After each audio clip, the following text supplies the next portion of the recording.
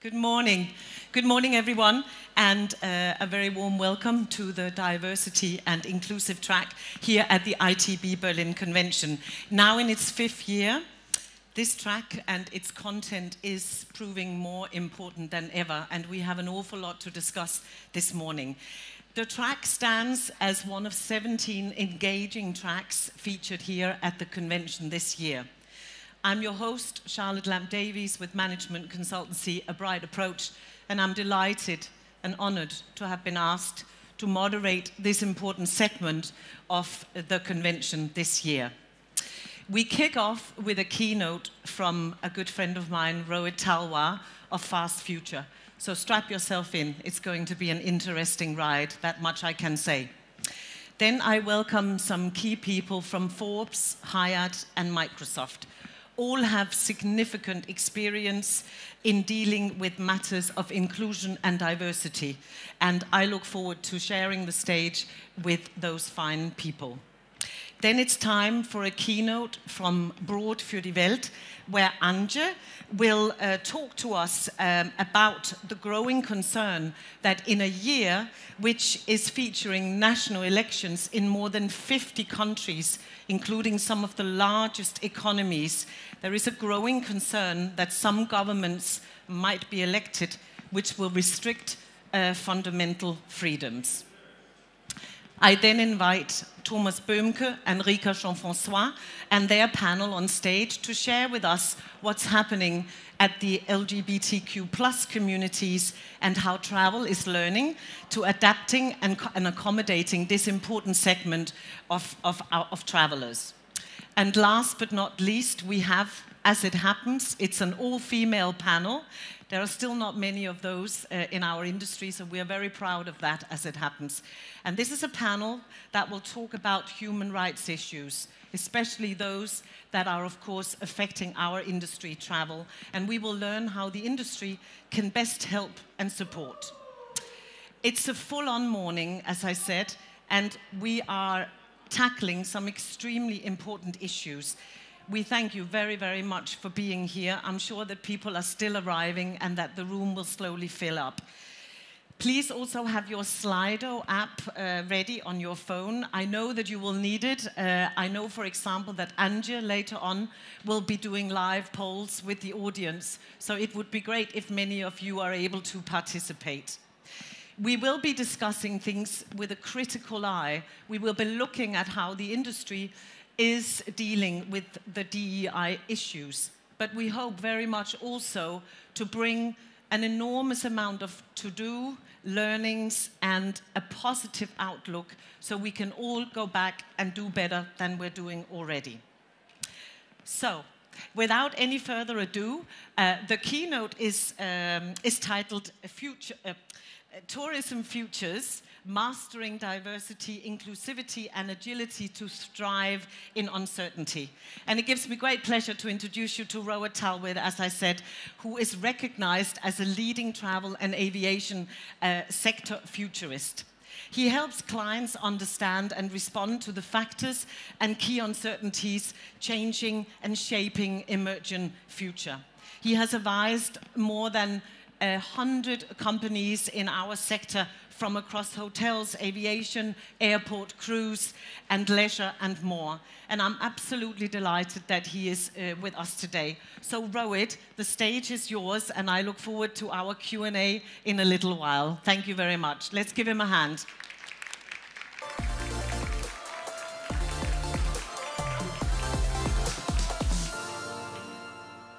Well, good morning.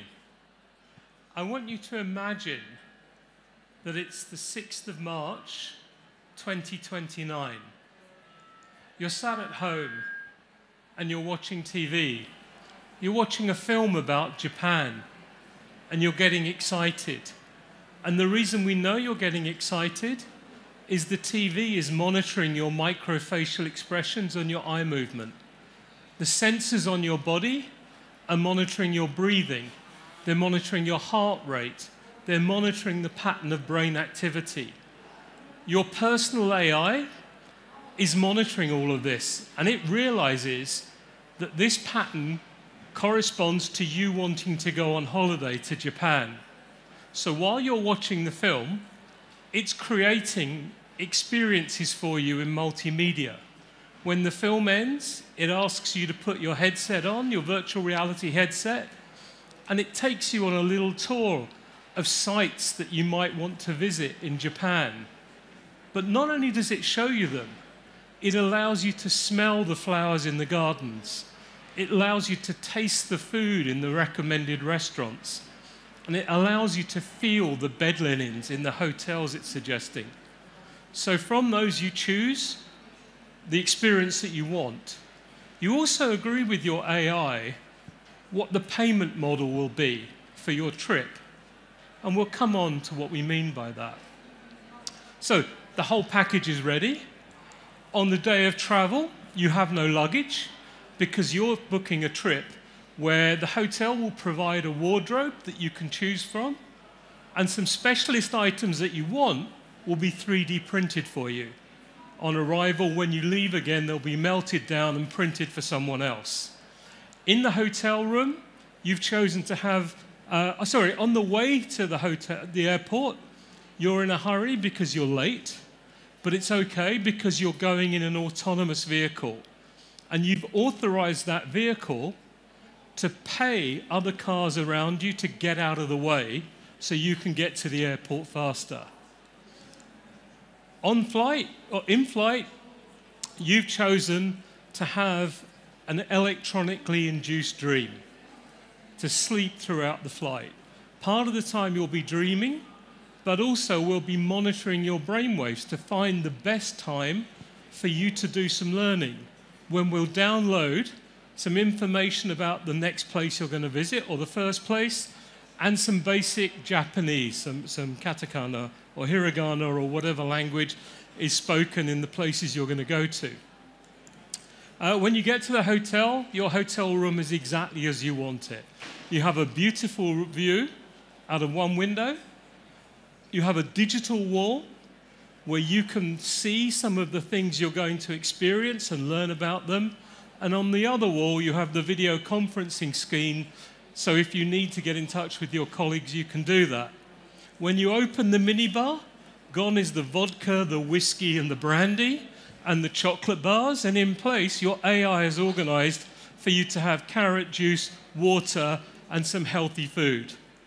As you travel around Japan, you don't have to worry too much about speaking to the locals, because your AI is doing instantaneous translation for you. Whatever you buy, you never see until you get home, because a drone picks it up and takes it and organizes for it to be put on the plane for you to see when you next get home. On your way back, your AI takes you through the business model for your trip. And what do we mean by that? Well, you've chosen for the option to have your experience captured. The pieces that you're willing to share, you're saying that other people can experience that in multimedia. The smells, the sounds, the tastes, the sights. And because you've got a decent social media following, your friends are watching, they're telling their friends, and very quickly, some of your best experiences go viral, which means you're starting to make money. But also now, by 2029, it's very common to have these experience centers where all day long there are different multimedia experiences that people can come to. So you don't have to afford your own VR headset. You can just go along, and for 30 minutes or an hour, people can take part in your very best experiences in the same way as they might go to a cinema today and watch a film. As it happens, when we do the calculation, it turns out that you've made a profit on your trip because so many people have watched it. And after you've paid all of the vendors, you've actually made money out of it. But there's a risk, and the vendors aren't willing to give you the experience for free.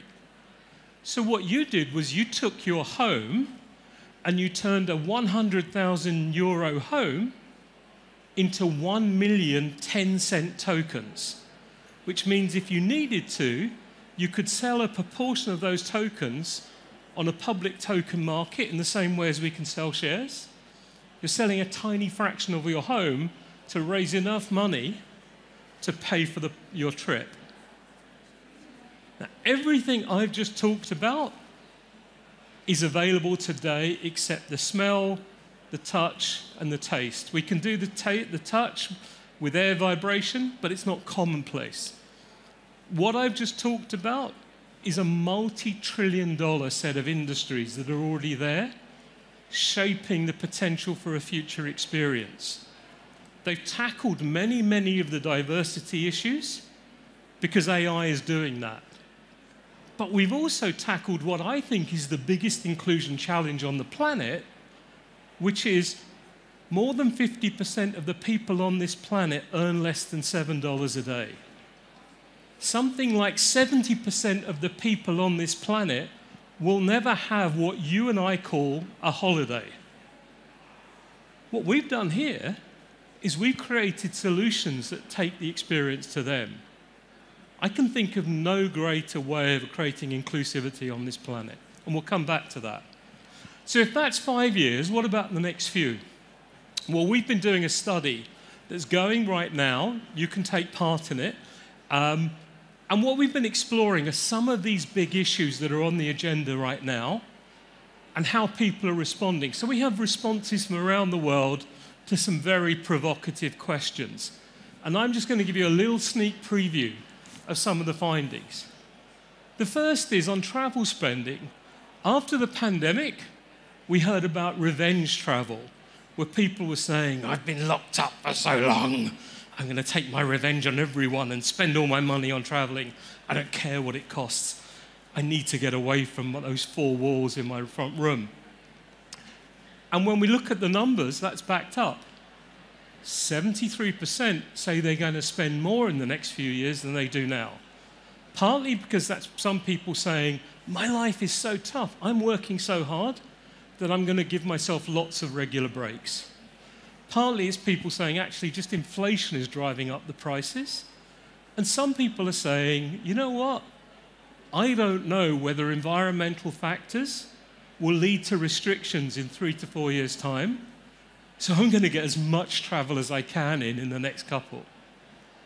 Doesn't matter whether you agree with this, doesn't matter whether you like it.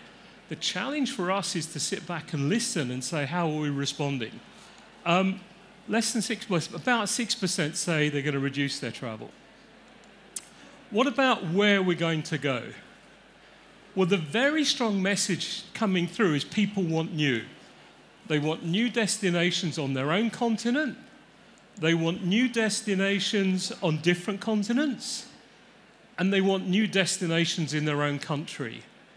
They're slightly less interested in terms of going to similar places that they've been to before on their own continent, similar places on other continents they've been to before, or the same places they've been to in their home destination. And by the way, what you see on the screen is a destination that hasn't been built yet. This is one of the developments that's happening in Saudi right now, which will be a ski resort in the desert as part of the NEOM project. And then what we talk about when we say, well, what's going to influence your travel? Now, there's a lot of tourism marketers here. So we'd like to think that all that money we're spending on social media or on advertising, on influencers, on destination marketing, we'd like to think that's having an impact. Well, what's clear is it's not having a direct correlation for the people who responded. What they're saying is 90% are saying it's my wish list, my desire list, my fantasy list that'll drive it. Now, that might be influenced by lots of things. Part of what's going to influence them, over 50% say, well, friends and family will have an influence on that. Only 12% are saying destination marketing will directly impact my choices. It might be an influence, but ultimately there'll be lots of things that come together. And then how are we going to pay for it? Well, what we're hearing and what we're seeing from this study is people saying, I want easy. My life is complex. I make complex choices all the time. Make my life as easy as possible and then a little bit easier. Make the interfaces to my travel purchase so easy that my oldest living relative could do it without any explanation. And so what we see is that the top choice for people is over 50% say, I really want to just book from the provider website. I can get the best prices. I can see all of the options beyond just the hotel room, beyond the flight. I can see everything possible and all of the offers they give me that I might not see through an independent operator. 45% are saying, look, I've got all these loyalty points. There comes a point where I have to be able to use the damn things. I'm not collecting them as ornaments. I should be able to trade them. Interestingly, about a third are saying, well, I'll still use online agents. The one that we see growing, though, at probably the fastest rate, is people saying, I want to join a travel club, some sort of community where I pay a fee once a year, and then they guarantee me much higher discounts, the kind of discounts I would get as if I was in the trade. And over 20% are saying that. The next is, we cannot possibly be here today without knowing that there's some turbulence in the world. The Omani tourism minister talked about this last night. And the question is, well, what impact is that set of conflicts having? And again, it doesn't matter whose side you're on or what you think the right answer is. What impact is people saying that that might have? Well, the first is that over 70% say it will influence my destination choices. And it's not that I won't fly to Ukraine or Russia or Palestine or Israel. People are saying, I might not fly to countries around there as well. I might not want to fly in a flight that goes over their airspace. So that starts to become important. Less people are saying, only about 30% are saying, this will influence who I will fly with. So we have heard quite a lot of anecdotal evidence of people saying, I won't fly with providers that come from a certain country. I won't stay in properties that we know are owned by people from a certain country. So there are people starting to do that research and making that choice. But only 24%, so less than a quarter, are saying these conflicts are going to stop me going on a bus, going on a train, going on a plane, getting on a cruise. The majority are still saying, this is not going to stop me. When it comes to generative AI, we still think we're smarter. We still think that, largely despite the evidence, we are smarter than these tools. And so what we're seeing is 40% say, yeah, I will ask something like ChatGPT or Grok or Gemini to help me choose destinations, choose places, create an itinerary. Almost as many, 38%, are saying, I just won't use these things. I don't like them, I don't trust them, I'm scared of them, I'm just not going to use them. 35% are saying, I might use them to compare prices. So now when I travel, the first thing I do is I ask 2 different GPTs to say, here are 5 destinations that here's the place I want to visit. Compare for me the prices, the facilities on offer, the airlines that will take me there, their environmental footprint, and in seconds it will give me a table. So I get that instant comparison and I don't have to do the work. Only 12% are saying they want the ChatGPT or something equivalent to take on responsibility for handling their service inquiries. I think that's one of the ones that will change. And only 6% right now are saying, actually, I'll make my purchase through this. And again, I think that will change when you see how many e-commerce engines are being attached to these tools. So I think this is one of the big areas. On the environmental front, despite what everyone says, really, it's more of the same. There's a lot of people lying and saying it will have some impact on their destination choice. Nowhere near 50% of people make that consideration today. This is overstated. Similarly, we see something like 43% saying it will have some impact on who they stay with or who they fly with. I think the most honest one is the 16% who say it's going to have no impact. I actually think that figure is much higher today. How many of you, put your hands up, how many of you take into account the environmental factors when you make a travel booking? If I was being generous, I'd say half. I've got a few of these as well. And then finally, what we see is only 14% will say it will actually determine where I go and who I take as my flight, my provider, my transport provider. Then what about how we pay? What about this issue of diversity inclusion? We have a lot of conversation about this today. So how important are people saying it is? Well, I think the most honest answer was 43% saying makes no difference, and it will make no difference. I won't ask a single question about the diversity and inclusion policies of the places I'm going. Now, if you are someone to whom that's important because you might be considered a more diverse person than the normal male-female standardized set of specifications, then it's really important. If you feel like someone who's been excluded, then the figure's totally different. About 36% say it's going to have some impact on the destination. So if the destination has a poor reputation for diversity and inclusion, it's going to be a challenge. And we see right now in our media some destinations putting on very big advertising campaigns.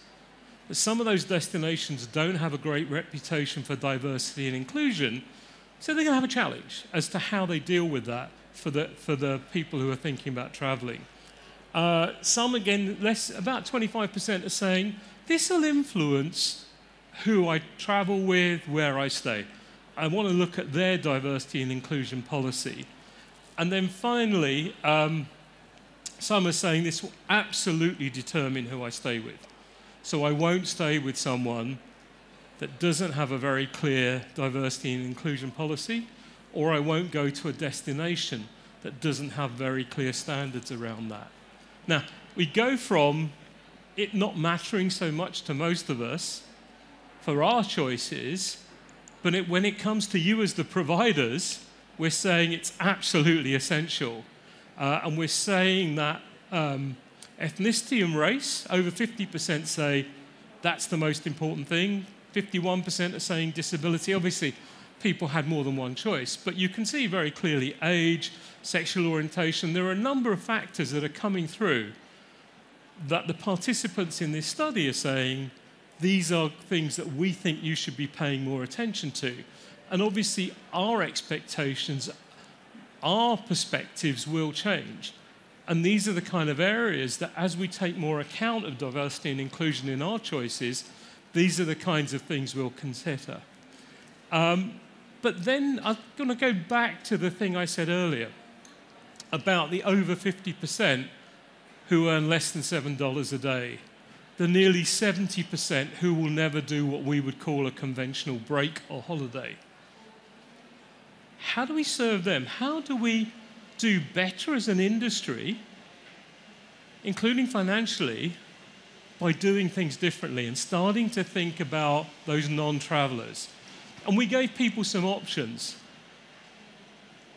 The one that rated highest with over 35% was taking something to them, taking a physical experience to them, taking a pop-up hotel, taking a physical example of a theme park, taking it to the poorest areas, taking it to the people whose lives are really hard and giving them some interesting leisure experience that they might never have had. Some are saying, well, actually, a lot of these areas now people can interact with the web. A lot of people now have mobile phones. It's the highest penetrating technology.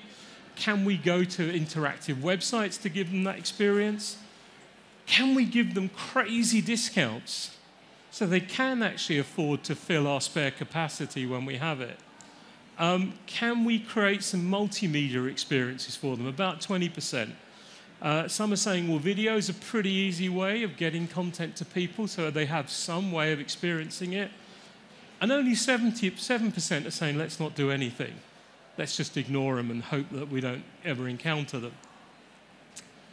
So given all of those shifts, all of those developments, the question becomes, how do we as industry leaders face the future?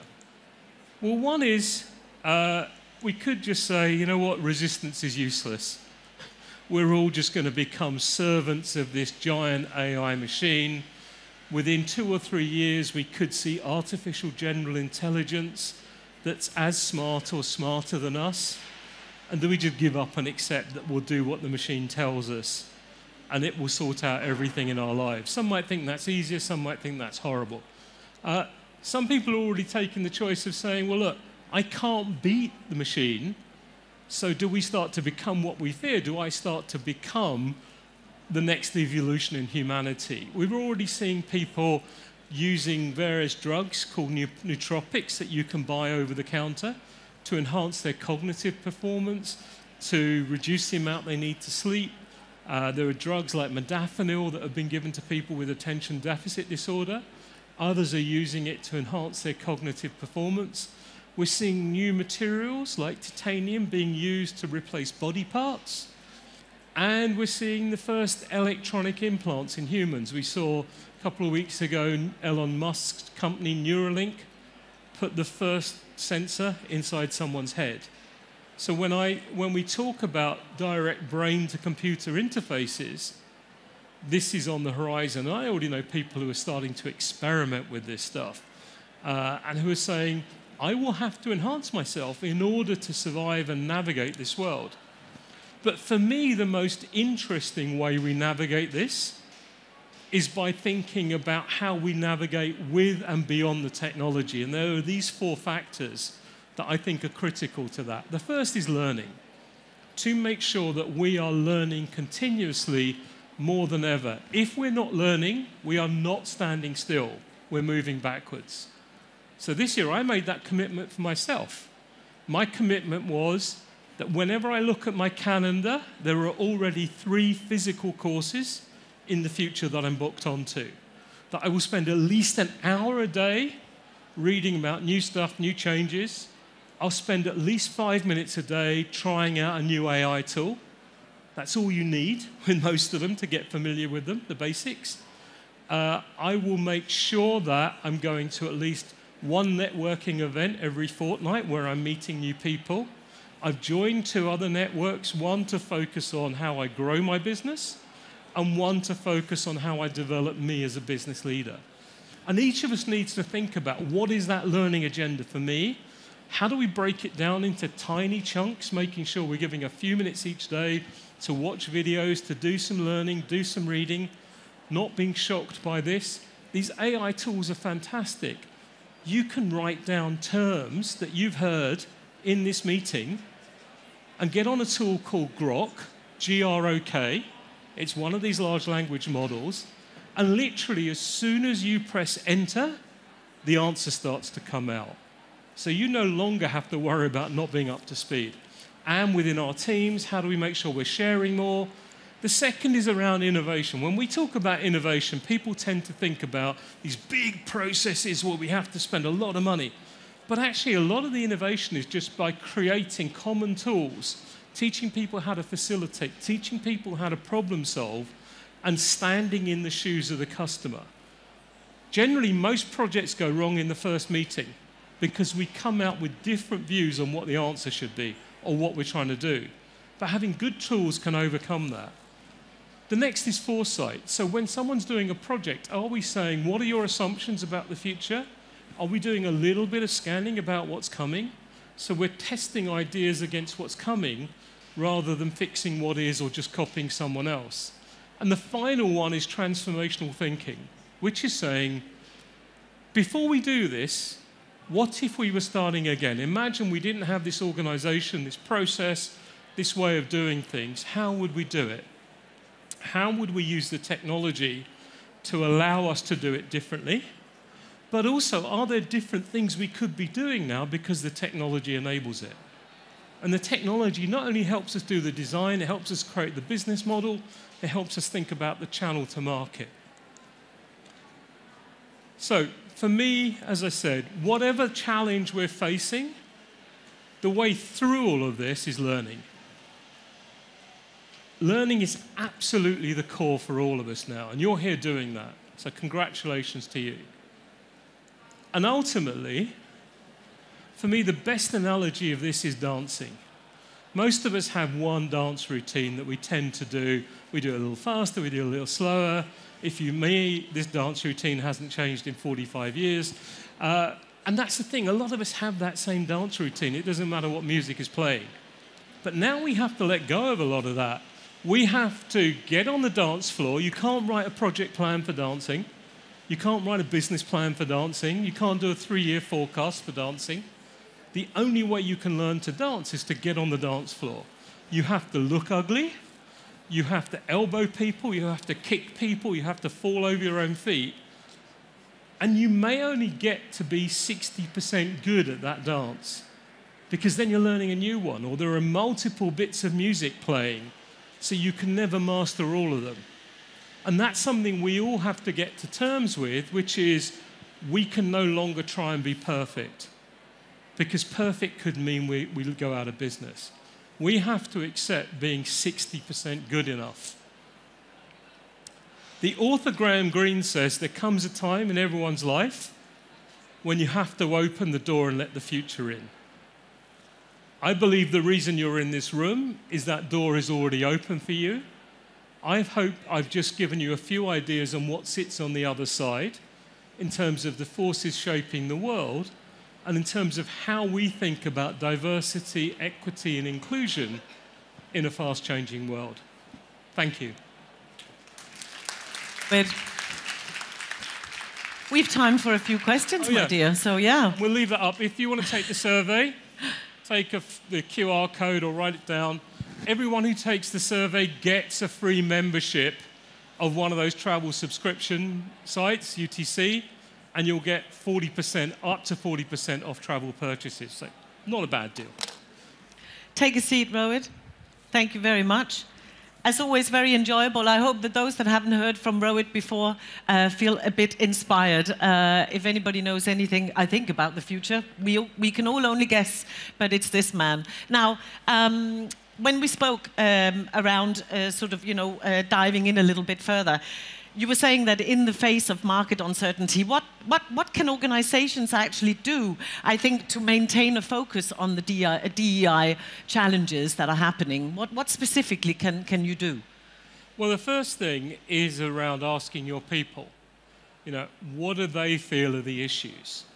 And what are the challenges? And I think perhaps the biggest one for every organization is around equality of access. So we see in most organizations in tourism a lot of women, but they're not necessarily making it to the top level.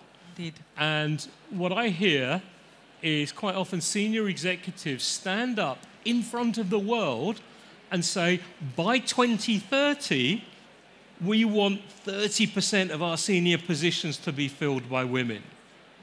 I'm like, you should be embarrassed with yourself for even thinking that. Imagine going home to your family, getting your entire family around you and saying to the women, by 2030, you will be able to speak 30% of the time. Right? You would be kicked out of your own home. And yet we think it's okay to say this, to say to the women in the organization, as you walk in the door, there is only a 3 in 10 chance of you getting to the top. How motivating is that? So we need to start there, and we need to start by hearing from the people that we think fall under the banner of diversity, equity, and inclusion. What are their needs?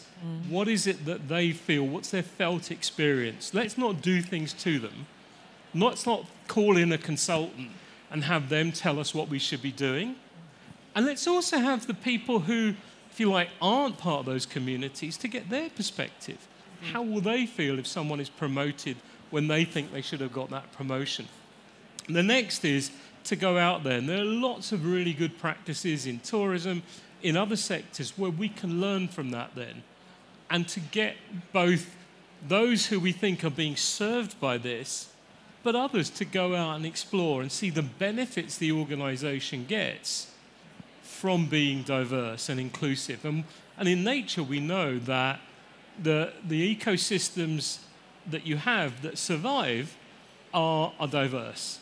And you can't survive as an organization if you're not as diverse as the world you're trying to serve. Can I put you a little bit on the spot and ask which are the sectors you feel are sort of leading the field here? I think travel and the meetings industry are doing really well at being more diverse at junior to middle levels. Mm-hmm. There's still a challenge at the top, unless they tend to be female or people of color-led organizations.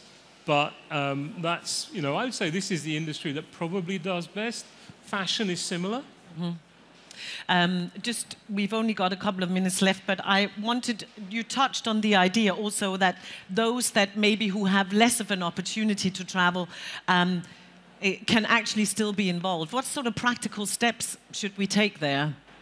Well, I think the first is that the industry can work together to work with local players who already go into communities, who are doing schooling and saying, you've already got the infrastructure. Can we get together, put some money in to buy some virtual reality headsets or equip you with video equipment so that we can start to create experiences? Then we can partner with those courses at universities and colleges where they're always looking for content to create in multimedia and have them create some of these things that you can then take them out to these audiences. You can also now do things where, with video, you can do text to video and it will sound like you, but it will be able to speak in 60 different languages and look like you are speaking. So there's no cost barrier to doing this now. Fantastic. Rohit, you know, I wish we had longer, but we don't. The time is up. We want to thank Rohit for his time today. Thank you, Rohit, very, very much. It's been an absolute pleasure having you with us here at ITB again. Thank you.